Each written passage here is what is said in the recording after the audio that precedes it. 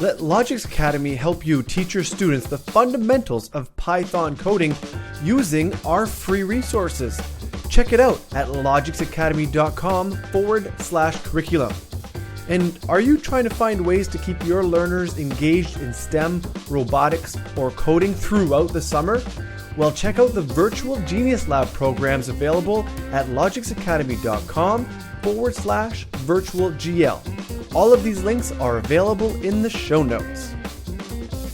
Everybody, welcome back to the Logix Academy podcast. For all of our listeners out there, we are now on YouTube. If you are interested in watching our conversation, head over to the Logix Academy YouTube channel and subscribe. I am super excited about today's episode because we are talking about an amazing opportunity for all learners called the Canadian Minecraft Challenge Future Frontiers. And who better to dive into the what and how than Minecraft mentor and educator Ben Kelly. Ben, thank you so much for joining me on the show. Oh, it's great to be here. So, Ben, before we dive into that Minecraft challenge, let's tell our listeners and our viewers just a little bit about who you are and your background in education. Sure. I am, again, a global Minecraft mentor, helping to support the game's use in classrooms.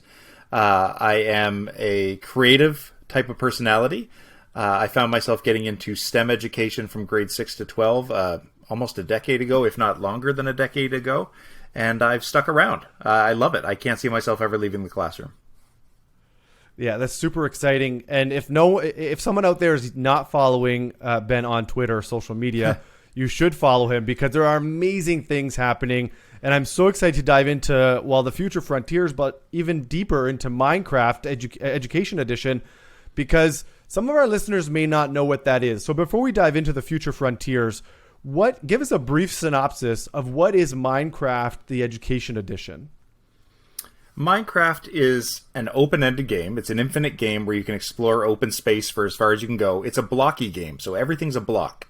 And basically it consists of you breaking blocks and you placing blocks. But these blocks can come in many, many forms. You can have blocks that are fence posts. You can have actual square blocks of gold and diamond and emerald and just wood, normal wood, and actually really lame stuff as well. It started out as a Swedish game. It's a Swedish invention, and it comes with all that Swedish sort of weirdness and flair. And the world it's become the world's game. So it started in Sweden, and now I can honestly say it's the world's game. It's a culture. It's not just a game, it's a culture, and I don't see it going anywhere anytime soon. And I can tell you that people all the way from 70 years old down to 4-year-olds play this game on a regular basis. Yeah, and you said a few words there. Culture is one of the big ones, which is where we get into this kind of Canadian Minecraft challenge is this culture. And I've played Minecraft, and what you said, it's kind of this block game, and you break blocks and you build stuff. But when you can see the amazing creations that come out of schools, out of students, adults, it blows your mind. It's more than just blocks. It's an empty canvas for people to build. Right, it's really neat because Lego was our generation's version of this, but if you built something magnificent in your basement out of Lego, it was very, very troublesome to ship it to school to show people. In fact, you did not want to do that because you knew what was going to happen if you tried to move the Lego around. But this is like a digital Lego, so you can make the most wonderful masterpieces in the world, basically building something out of nothing. And then with the click of a button, share that around the world, invite 29 friends in to play with you, or more, in the case of the real game. And it's really this generation's Lego, and I can't even imagine what it will cause next. Like if Lego caused this, what is Minecraft going to inspire in the future that we'll be too old to play, possibly, Brian, but maybe the next generation can enjoy? Yeah, and you mentioned Legos, and I had flashbacks of my youth of like building these amazing Lego creations and then having to tear it apart because it was like filling up a room or whatever it was. But the beauty of Minecraft, the digital world, is you don't have to tear it apart. You keep building, right? And you improve and you improvise, whatever it might be. And that's exactly what the Future Frontiers kind of challenge is about. So let's talk a little bit about what that is. So if our listeners and our viewers have never heard of the Canadian Minecraft Challenge, what is that and what is the goal? Well, I'm super lucky that Logix Academy reached out to me to be involved in this. We all know that storytelling is still possibly the hottest topic in education. So the whole challenge, this whole Canadian Minecraft challenge, centers around storytelling. I'm also lucky because for years and years and years, my wife would yell at me saying, "Are you getting paid for doing all that Minecraft work?" I'd sit there for 6 or 7 hours on a Sunday night, clicking and breaking and making and creating, and it was sort of my therapy. And now I can actually look at her honestly and say, yes, I am being compensated for this time. So I've come a long way in that regard. I'm still loving the creative aspect, but the storytelling aspect of this, last year's challenge, we did storytelling, Canadian storytelling. So students had to tell almost a historical tale. Like, I know my own little guy entered the story of the Blue Nose and how it sank off the coast of Haiti and what it was carrying. So you can imagine he found a shipwreck and put some barrels in the water and things like that. And it was really a look back at Canadian history. So when we got together as a team this year, they said, okay, what are we going to do for this challenge, for this year's challenge? And at first it was sort of rehashing the old storytelling and what could we do around the past. And then the idea was thrown out, well, let's look ahead. Let's see where we're going. And when you do that, there's no hotter topic than space. But then again, we didn't want to isolate. So you'll see that in this challenge, there's a little bit more than just space. And it's amazing. And you talk about the storytelling, and last year's challenge had some amazing entries about storytelling and really reliving heritage and be able to share that with the world by digitizing it through Minecraft. And this year, Future Frontiers, when you say looking ahead, how amazing are these? Because you guys, the goal here, the challenge was for people to submit what it would look like to live on Mars, on the moon, spaces like that where they could create their own kind of living quarters. Is that correct? Right. Like, again, going to last year's, looking back, you had a little bit of pride creeping in, but a lot of those stories were like tragic. There was like mine disasters in Spring Hill, and, you know, our history is littered with tragic stories, and they seem to be the most compelling to tell. So what I loved about this one is it's looking forward, and it's very hopeful. It's about human futures in 2049. The year is 2049. And the students were given 6 suggested areas to sort of demonstrate what life would look like, human life would look like in those areas. So you've got Mars, you've got the moon, but then we wanted to say on Earth, where have we not traveled to yet? Where have we not sort of developed? And so we have the Arctic, we've got underground, living in mountains. We've got a coastal climb area, almost like North Carolina, you know, where the ocean's rising and you have to consider building for the future because that sea level is going to continue to rise. And then basically, like, the kids could look at Earth or they could look at space and decide where they wanted to build for the future. So it's been exciting. The underground mountain one was the most popular one in my class, so that was really weird to me. Like, if you had a chance to go to Mars and the moon, I thought that the kids would pick that, but they love the idea of living in mountains, which may speak to the game itself, Minecraft. So that might be what they're used to doing, going underground. Right, the kind of the traditional, like, this is what we're used to doing in Minecraft is digging even deeper, finding diamonds and gold and whatever else. And how amazing to use Minecraft to both relive our history, but then to look forward. Use it as a blueprint for what could be. And for our listeners out there and our viewers who maybe have thought Minecraft doesn't belong in education, I would urge you to rethink that and look at this game as a tool for learning, for students to be able to express themselves through their creativity and their engineering. So if there are listeners, I keep saying it, if there are listeners out there and they're wondering, well, what does that look like? I'm building what on Mars, or I'm building what on the moon, or even the past events that occurred. I want to go see some of those storytelling opportunities. Where do those live? Where can people go see past challenge kind of submissions? They have a website, logixacademy.com/CMC. They shortened like Minecraft, I think it was something Challenge Minecraft Creative or MC. Yeah, anyway, it's one of the I think it's CMC for some reason. But that's where they're storing all of the old experiences, and they really are worth going to look at, even if you didn't take part in the contest, because, I mean, we're talking critical thinking and creativity smashed into one awesome experience. So if it meets your curriculum whatsoever, I mean, language arts, social studies, science, obviously, math, if you can find a way to cram either the space aspect into your curriculum, or if you can find a way to get the storytelling and the history part of things into your curriculum, we have 2 wonderful experiences there now from the last 2 years. The scary part is, Brian, looking ahead, as we try to make this an annual thing, we've already looked back, we've already looked ahead. what's year 3 going to look like? So I'm sure Logix Academy is open to any suggestions in that area, because you can imagine these meetings take forever to figure out where we're going, and if we can shave some time off there, that would be wonderful. Yeah, absolutely. And an amazing opportunity for educators to really dive into the use of Minecraft through storytelling, whether it be the past and the future, as you've been saying.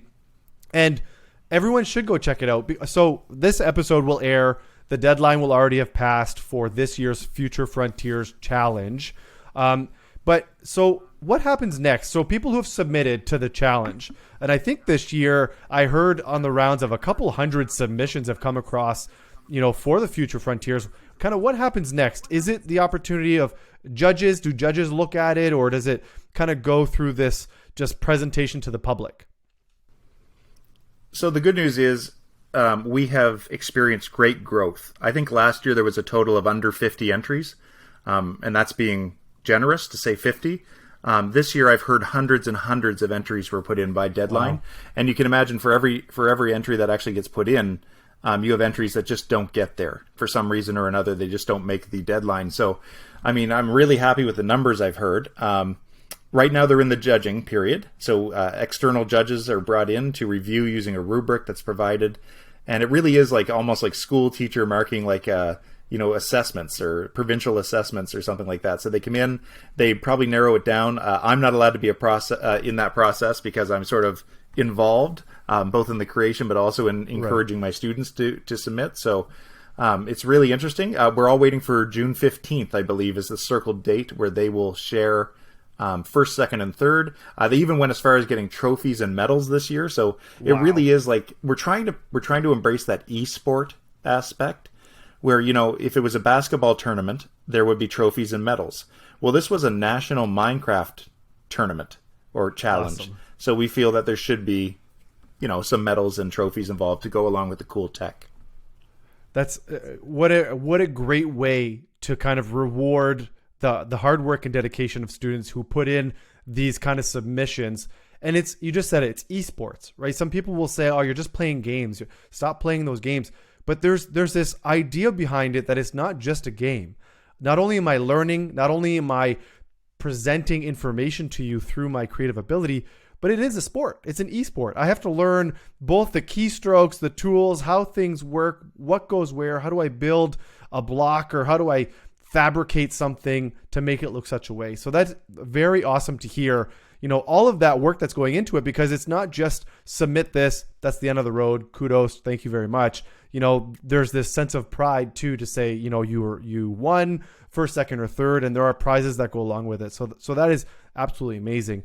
And so we've talked about Future Frontiers. We talked about where people can go find it, logixacademy.com/Future Frontiers. And the last year's challenge is there as well. What about Minecraft itself? What if someone is looking to get started in Minecraft? Are there kind of, it is kind of this open world concept, but are there kind of lessons that they can find somewhere? And I know you've created a lot yourself. So how would someone get started?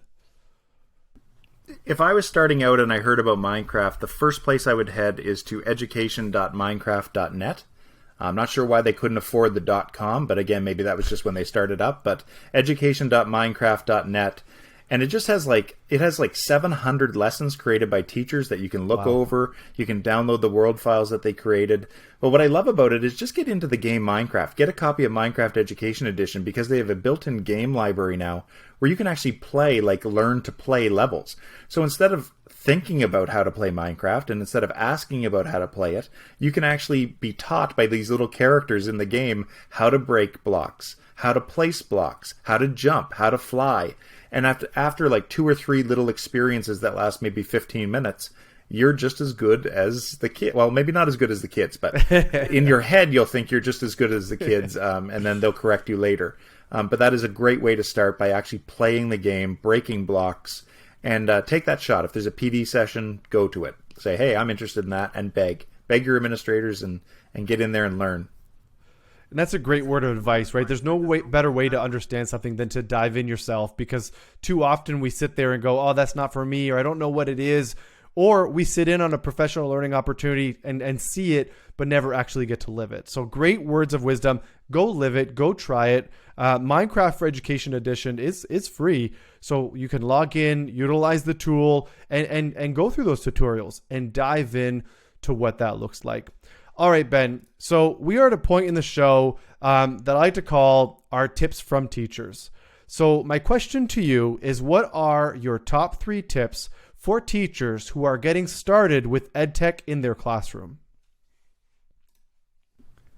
All right, the first tip is very easy. It changed my life entirely, and that is join Twitter and follow people on Twitter and companies on Twitter that are in the EdTech space. So before anything else I could ever suggest in my life to anybody, it's get on Twitter, start following, start sharing, start talking, because it's the best professional development available to a teacher in our generation. So get on there and use it.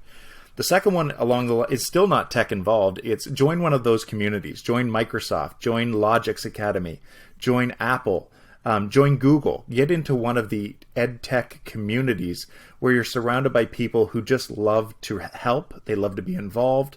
And they were you once. They were starting out once, and they found these communities, and these communities embraced them fully. And I don't think I can look back on my career and regret one community that I've joined, because they've all been just the most welcoming. The only tip I can give you is don't join too many, because it's really, really hard to give 100% to all of them. So again, join something, but not too many. Pick and choose when you're starting. The last thing, it really comes down to getting into the technology. I mean, PD sessions are great, but unless you go home with a little robot from Logix Academy on a Friday night and try to get it to walk across your room, or try to get that drone to fly from your kitchen table without breaking a window or a lamp, unless you do that, I don't think you'll ever reach that true comfort level that you really want to reach. So my third tip would be, again, it's professional development, but it's on your terms. Bring those little tech things home, carve out an hour after school in your classroom, shut the door and pull down the blinds, and really just play. Because a lot of these things are games and they are play type things, so play with them and then start asking questions at the end. How can I use this? How can this fit into my programming? So that would be, I guess, my 3 tips. They're not very techy, but they are very PD oriented, and I think that's the best way to go. And those are some amazing tips right there, because you're so right. Joining professional learning communities outside of your own building help you kind of gain that confidence and see that there are like-minded teachers around the world, just like yourself. And your tip of going to play, I think, is huge, because we often forget that we are kids ourselves, and we put on this hat of we're just looking at curriculum, or we need to look at instruction. Whereas if we go play with the drone, go play with a small robot, go play Minecraft. And soon enough, you'll realize that you can embrace the learning that happens in your own self.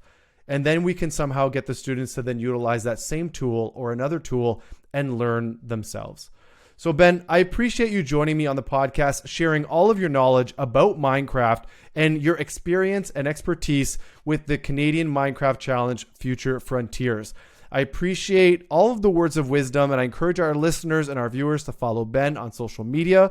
Follow Logix Academy on social media as well at Logix Academy. And don't forget to check out the website for more information on the Future Frontiers program, but also to check out the winners when they're announced later in June. That's logixacademy.com /Future Frontiers. Once again, Ben, I thank you so much for joining me on the podcast and sharing all this information with our teachers.